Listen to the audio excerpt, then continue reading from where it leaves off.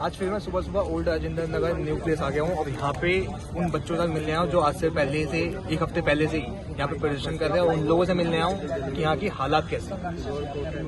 ये आपने चार्ट बनाया था ये एक्चुअली है क्या? मैं आप लोगों का ध्यान उस मौत की तरफ खींचना चाहता हूँ जो मौत हर ये बच्चा चाहे मुखर्जी नगर का हो, हर जगह का जहाँ भी पढ़ रहा है दिल्ली में, वो मौत वो झेलने को मजबूर है। और उस मौत का कारण क्या है? हमारे इन्फ्लेटेड और मिसकैलकुलेटेड बिजली के बिल और उसका जो फाइनेंशियल बर्डन जो हम पे स्टूडेंट पे आता है, जो लिमिटेड बजट के साथ आते हैं, उसको सोचो कितना समस्या आती होगी। मिसकैलकुलेटेड बिल्स कैसे हैं आप कहीं ना कहीं ये देख लो, इस पे आप फोकस करना। आप कोई इसमें कुछ हिसाब नहीं दिखेगा आपको, किसी यूनिट पे कुछ आ गया, ये देखो मार्च में मेरा इतना आया, अगले ही महीने 236 पे भी इतना आ गया। क्या इसका हमें कोई जवाब देगा? खुद का बिजली का बिल है? यस, मेरा खुद का बिजली का बिल है, मेरे घर का खुद का बिजली का बिल है। और इसकी क्लैरिफिकेशन के लिए मैंने नेशनल कंज्यूमर हेल्पलाइन पे 2 कंप्लेंट करी, जिसमें ये वाली कंप्लेंट हरासमेंट की है कि उन्होंने किस तरह से मेरे को हरास करा और जवाब नहीं दिया। मैं पीपीएसी और सरचार्ज के ऊपर क्लैरिफिकेशन मांग रहा हूँ, क्योंकि यही कारण होता है हमारे इन्फ्लेटेड और मिसकैलकुलेटेड बिल्स के आने का, वरना ये रीडिंग कोई जस्टिफाई नहीं कर सकता। और इसके चक्कर में हमारा जो ये फाइनेंशियल बर्डन बच्चों पे आ रहा है, क्योंकि ऑथराइज बिल लिया जाए तो हम पे कोई समस्या नहीं है, ये अनऑथराइज बिल हमारा सारा बजट हिला देता है। और उसका कारण है owner broker nexus. Owner broker nexus के साथ साथ हाई रेंट, जो माचिस के डब्बे जैसे कमरों के हाई रेंट कर रखे हैं इन्होंने यहाँ। जस्ट बिकॉज यहाँ बच्चे आता है, डिमांड बढ़ा के ये इन्होंने यहाँ हमारी कमर तोड़ रखी है। अलग अलग आर्थिक बैकग्राउंड के बच्चे आते हैं, उनका सोचिए आप।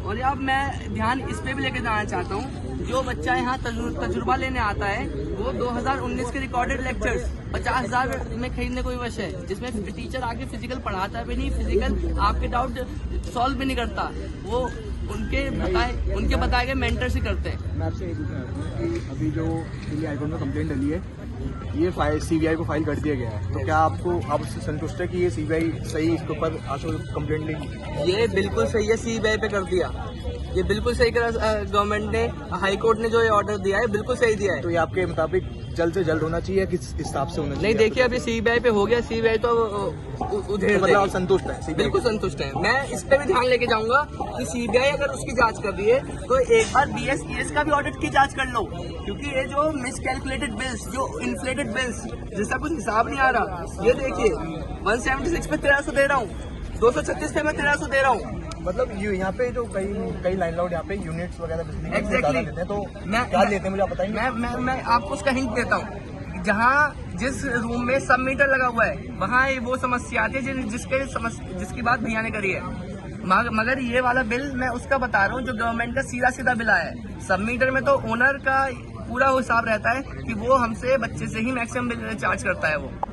और यहाँ पे कई लैंडलॉर्ड ना ऑनलाइन पेमेंट नहीं लेते, कैश लेते हैं। तो ऐसा क्यों लेते हैं वो कैश में? उन्हें शायद नहीं दिखाना उनके ये साल में 10,000 या 15,000 20,000 कर करके कितनी पेमेंट आ रही है या पर्टिकुलर टाइम पे मंथ के, उन्हें वो नहीं दिखाना, टैक्स इवेजन करना है।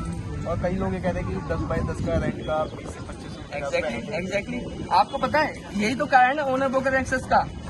अगर ब्रोकर ये कह दे कि हम इस रूम को लगवाएंगे ही नहीं जब तक आप इसे पेंट नहीं करवाओगे, हम इस रूम को लगवाएंगे ही नहीं जब तक आप इसको ठीक नहीं करवाओगे, मतलब मेंटेनेंस भी नहीं करते हो? कहाँ करते हैं? एक बच्चा छोड़ के जाता है, दूसरा बच्चा हैंड टू हैंड आता है, कोई पुताई नहीं होती, कुछ सफाई नहीं होती। तो इतने रूम में आप स्टडी कहाँ करते हो?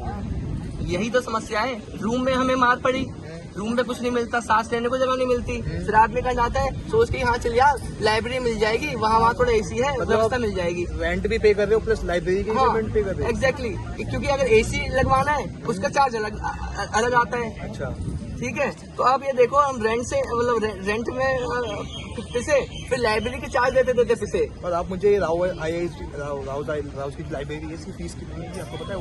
लगभग 3,500 तक तो होगी। यहाँ बेसिक लाइब्रेरी जो अंदर गलियों में भाई साहब, जो अंदर गलियों में 2500 रुपए दे रहे हैं। और जैसे ये घटना घटी थी और ये पता चल गया था बेसमेंट की बंद होने वाली है, इन लाइब्रेरीज ने जो फर्स्ट फ्लोर पे कुछ है फर्स्ट फ्लोर पे 3,500 से 5,000 कर दिए। और बेस्ट पार्ट सुनिए, बेस्ट पार्ट कोने वाली सीट, कॉर्नर सीट्स के कह रहे हैं 5,000। पता नहीं कॉर्नर में कौन से देवता बैठे हैं जो हमें आशीर्वाद देने के लिए बैठे हैं वहाँ। कॉर्नर की सीट 5,000, नॉर्मल सीट 4,000। ऐसा क्या है कॉर्नर में? ऐसा क्या लूट रहे हो तुम बच्चों को? और यहाँ जितनी भी लाइब्रेरी सारी बेसमेंट में, मैक्सिमम 90% बेसमेंट में थी, 90%। और सबकी फीस वगैरह सेम ही होंगी? एग्जैक्टली देखिए ये पीछे के लाइब्रेरी है, ये बहुत महंगी लाइब्रेरी है, मगर ये ऊपर के फ्लोर्स पे है, ये चलती रहेगी। ये वाली बेसमेंट में थी, ये बंद हो गई। आगे है कुछ लाइब्रेरी जो ऊपर है और उनके रेट बहुत बढ़ गए हैं अब। और आप कहाँ के एस्पिरेंट हो? आप कहाँ से कोचिंग ले रहे हैं? मैं अनअकैडमी से ले रहा हूँ। अनअकैडमी से। वहाँ की फीस वगैरह क्या है लाइब्रेरी? मैं ऑनलाइन अनअकैडमी से ले रहा हूँ, तो वहाँ थोड़ा सस्ता है ऑनलाइन तो। और कई ये GS फाउंडेशन होते हैं, एथिक्स होते हैं, इन सब की फीस वगैरह यहाँ पे क्या होंगी? लगभग 2-2.5 लाख, सॉरी हाँ इतना दे रहा है बच्चा, with optional and all, CSET and all सब मिला के।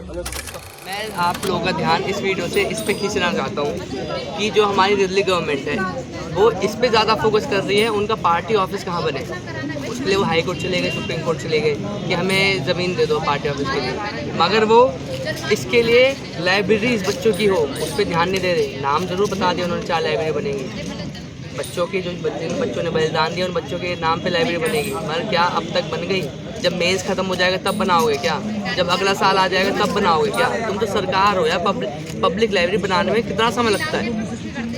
मेरे को इस पे ध्यान खींचना है। और इन्हीं ये सरकार जो एक डंडे से सबको हाँक रही है, उसके चक्कर में जो बेसमेंट में मेडिटेशन सेंटर चल रहे हैं, अलग अलग मेडिटेशन सेंटर जो चल रहे हैं, उन पे भी गाज गिरी है। आप ये बताइए, हम अपना दिमाग ठीक करने जाएँ तो जाएँ कहाँ? हमें फाइनेंशियली तुम मार रहे हो, हमें तुम फिजिकली तकलीफ दे रहे हो, हमारे दोस्तों की यहाँ जान जा रही है, और तुमने अब एक डंडे से हाँक कर हमारे जो मेडिटेशन सेंटर जमीन बेसमेंट में चल रहे हैं, जो हफ्ते में एक बार होता है और 3 घंटे के लिए होता होगा मैक्सिमम, तुमने उसे नहीं चलने दे रहे। अब तुम ये बताओ, तुम स्टूडेंट से क्या चाह रहे हो?